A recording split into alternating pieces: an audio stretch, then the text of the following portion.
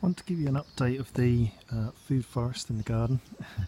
It's this right hand border that you can see here, essentially fruit trees, and I've got some perennial bushes and some herbs underneath, so I'll just walk you through what they are.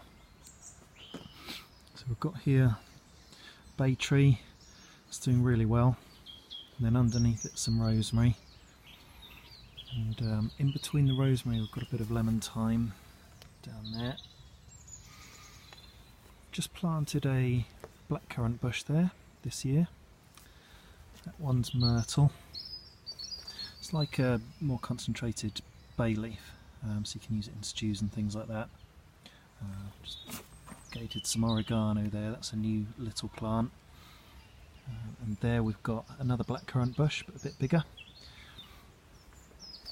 Here we've got the plum tree.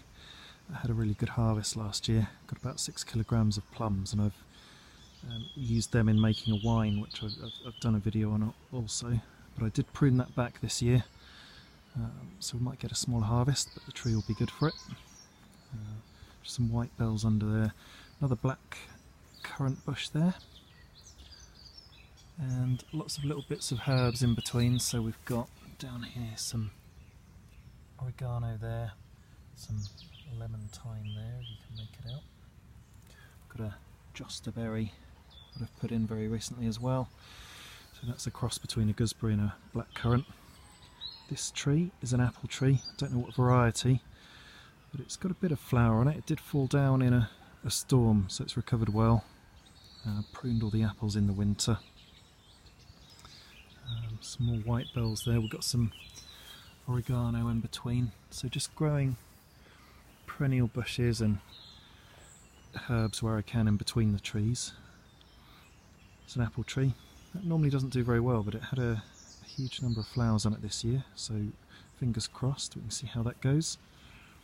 And this one is a cherry tree, so it's towards the bottom end of the garden, so it doesn't get as much sunlight, but I pruned it back fairly hard a couple of 3 years ago, and it's coming back really well now because it just got so leggy.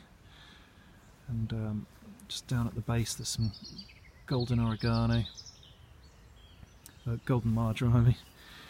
And in between here I've actually got some root stock that I've layered down, and I'm hoping that will grow up and I can create my own root stocks. So you can see that this is coming from the root stock, and just there as well, if you can see that bit, that green bit. So I just laid them flat, and they've rooted at that end and that end, and we'll see how that goes. So that's the food forest that I'm trying to create in the border. Might expand, but that's how I'm trying to maximise that area of the garden.